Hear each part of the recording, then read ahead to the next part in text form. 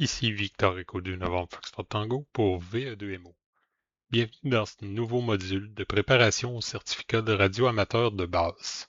Aujourd'hui, nous plongeons dans la section B003, un des plus gros blocs pour l'examen, avec 21 sujets.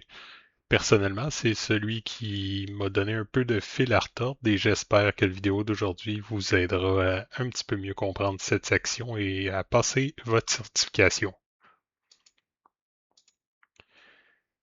Donc, on va apprendre aujourd'hui les composants d'une station, comprendre son fonctionnement, puis surtout assurer puis le faire de façon sécuritaire. Gardez le schéma global que je présente présentement en tête, car on va décortiquer chacun des éléments qui sont inclus dans la section B003. Donc, on garde les composants qui sont reliés par module dans vos appareils. L'ordre est crucial pour l'examen.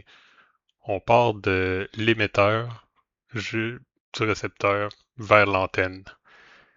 Le fil passe-bas se place le plus près possible de la radio pour bloquer les harmoniques indésirables avant qu'ils sortent. Donc avant que le signal soit amplifié, on filtre les petits signaux pour vraiment avoir uniquement ce qu'on veut avoir à l'émission. Donc le fil passe-bas le plus près possible de l'émetteur ou le récepteur. Juste après le filtre, on a le Rossmate. Le Rossmate, c'est le rapport d'onde stationnaire. Donc, en anglais aussi, SWR, c'est la mesure qui en sort, donc Standing Wave Ratio. On veut que le rapport se rapproche le plus possible de 1 pour 1, donc pour avoir un bon signal qui rend l'antenne le plus efficace possible. Ensuite vient le bloc d'accord, qu'on appelle aussi en anglais le tuner, qui permet d'utiliser l'antenne sur une bande pour laquelle elle n'est pas nécessairement conçue. Donc avec le tuner, on peut adapter notre radio pour utiliser l'antenne de la façon qu'on le veut.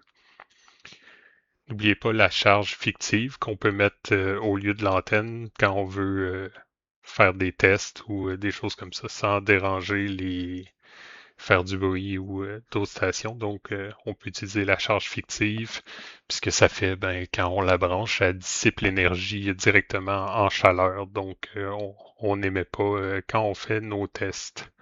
Donc, l'émetteur, le fil passe pas le plus près possible de l'émetteur récepteur. Le Rossmate pour avoir un bon rapport d'onde stationnaire. Le bloc d'accord pour bien faire coordonner ça avec notre antenne pour la fréquence qu'on veut utiliser. Maintenant, si on regarde l'émetteur FM, donc le FM, c'est la modulation par fréquence, frequency modulation.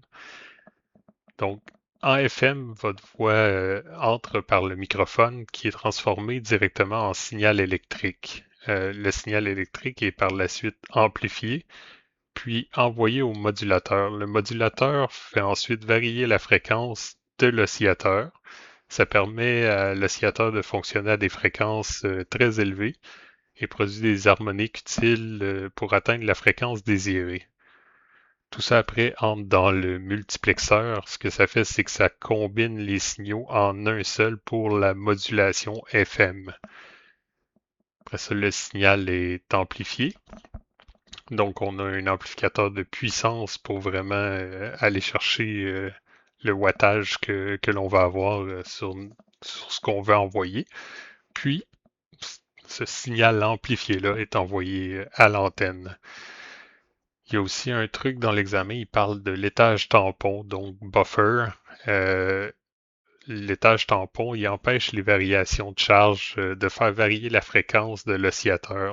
Donc, ça évite les pépitements qui appellent ou chirp en anglais. Puis cet étage tampon-là est situé juste après l'oscillateur. Donc, après l'oscillateur, on le protège un peu avec cet étage tampon-là qui permet d'avoir un beau signal par la suite. L'amplificateur final, ben, c'est l'étage qui consomme le plus d'énergie électrique, étant donné que ça sert comme un amplificateur audio. Juste avant de votre antenne, c'est celui qui consomme le plus d'énergie. Si par exemple le microphone fonctionne pas ou il n'y a rien qui entre comme signal dans le microphone, ben, ce que ça donne, c'est une fréquence porteuse non modulée. Si on regarde un peu ce que ça veut dire, puis avec les fréquences, il y a une petite image qui vous montre, on a le signal qui est en entrée. Le AM, c'est amplitude de modulation. Donc, on voit le signal qui est de haut en bas, donc c'est l'amplitude. Puis en FM, on voit que c'est la fréquence qui change selon le signal qui arrive. Il y a une des questions dans l'examen, ça dit pourquoi une excursion de 5 kHz donne une largeur de bande située entre 10 et 20. 10 et 20 kHz, c'est la réponse. En fait, il y a une règle, puis la voix humaine en radioamateur est limitée à 3 kHz. Il y a un calcul, puis en fait, si on fait le calcul, ça donne 16 kHz, d'où la réponse qui est 10 kHz, entre 10 kHz et 20 kHz. Si on regarde un autre type d'émetteur, donc l'émetteur BLU en français, bande latérale unique. Euh, En anglais, c'est SSB, Single Sideband. On y trouve un modulateur équilibré dont son rôle, c'est de supprimer la porteuse. Donc, on fait l'inverse de l'émetteur, on reçoit le signal, puis on module ça. Donc, si on regarde l'émetteur bande latérale unique, on trouve le modulateur équilibré dont son rôle est de supprimer la porteuse. Il est suivi d'un filtre de bande latérale qui élimine les bandes indésirables pour garder juste l'information qui est utile. Pour que la voix reste compréhensible, l'amplificateur de puissance doit absolument être linéaire. La bande latérale unique, c'est une modulation d'amplitude sans porteuse. Donc, toute l'information se trouve dans la variation d'amplitude du signal RF.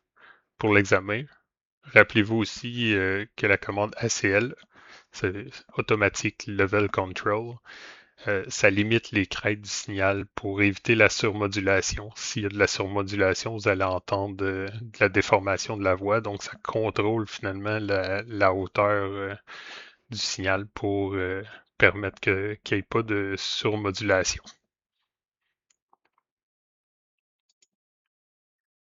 Si on regarde le répéteur super hétérodyne, donc le signal de l'antenne arrive vers l'amplificateur RF. Le mélangeur aide l'oscillateur local, ramène tout le monde à une seule fréquence intermédiaire fixe. C'est à l'étage FI, le filtre, que se passe la sélectivité, c'est-à-dire il rejette tout ce qui n'est pas voulu pour garder uniquement ce qui est désiré. En FM, le limiteur enlève les variations d'amplitude et le discriminateur extrait la voix. En bande latérale unique ou en CW en morse, on utilise plutôt un détecteur de produit avec un oscillateur de battement BFO. Donc le signal de l'antenne, l'amplificateur RF, le mélangeur, on filtre ça, on détecte le signal, l'amplificateur audio, les haut-parleurs.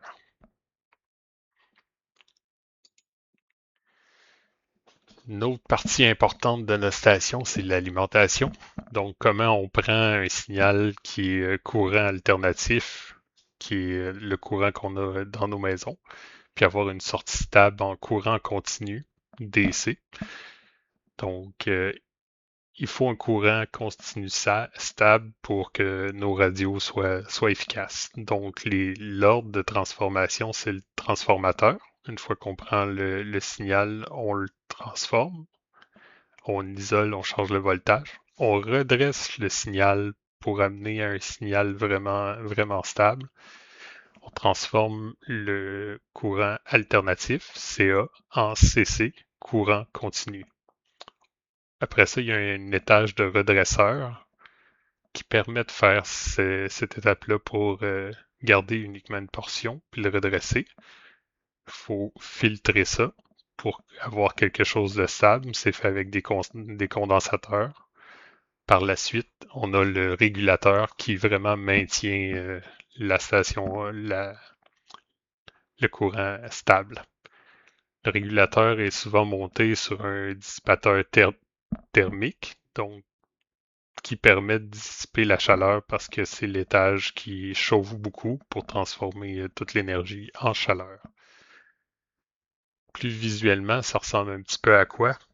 On va regarder un petit vidéo. Donc, ça rentre dans le transformateur. On voit le signal qui entre. Le pont de diode qui permet de couper le signal est régularisé. Donc, on enlève la partie du bas pour remonter le signal vers le haut. Après, on a les filtres avec les condensateurs.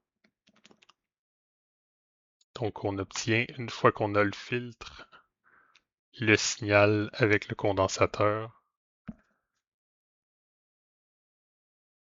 Donc, on le voit ici, le signal est très droit et ça nous donne un courant qui est continu.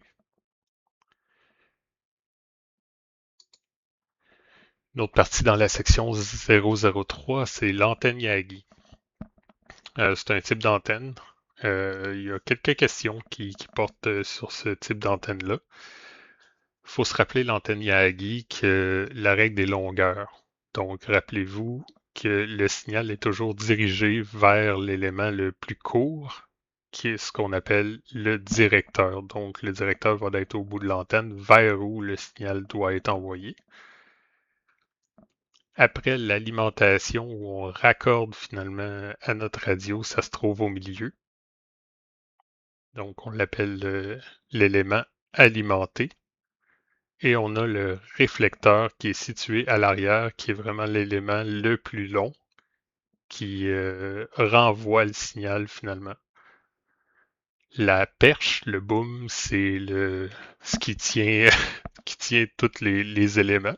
Donc, on a le réflecteur, qui est l'élément le plus long à l'arrière. On a le directeur, qui est le plus court à l'avant. Puis on a l'élément alimenté qui est au milieu.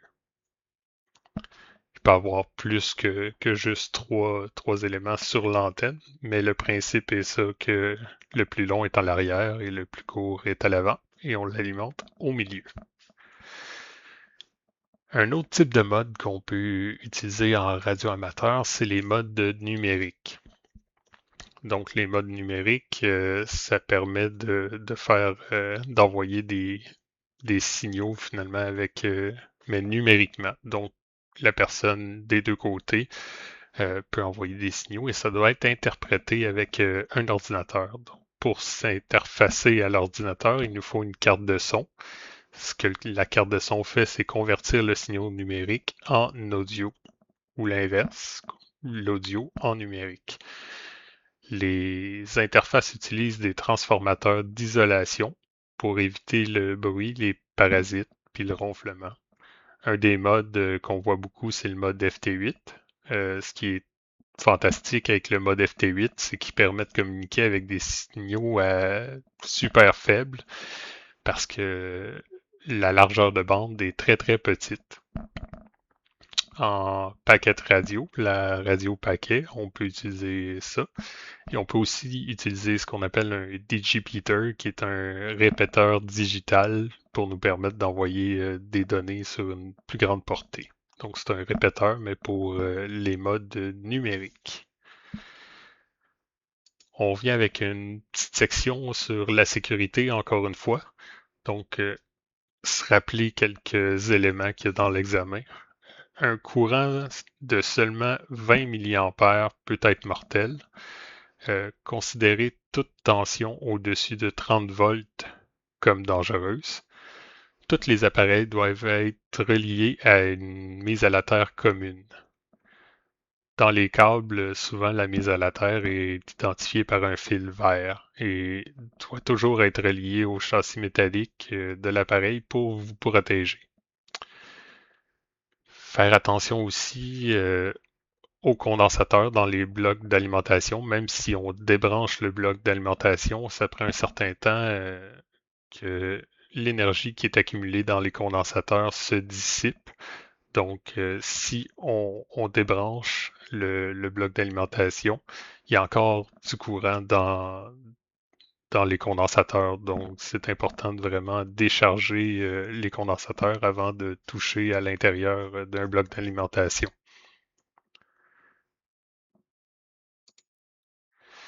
Et voilà. Donc, on a passé l'essentiel de la section B003. Prenez le temps de réviser et de regarder de nouveau la vidéo quelques fois. Euh, Allez faire des pratiques d'examen sur les différentes sections. Ça va vous montrer les petits endroits où vous avez peut-être un petit peu plus de misère, où il manque de la compréhension sur certains modules. N'hésitez pas s'il y a des choses qui sont pas claires ou que j'ai pas mentionné dans les vidéos à mettre des commentaires en dessous du vidéo. Ça m'aide un petit peu à rendre le contenu plus approprié pour vous. Et on se revoit dans le prochain module. Donc, bonne étude et 73.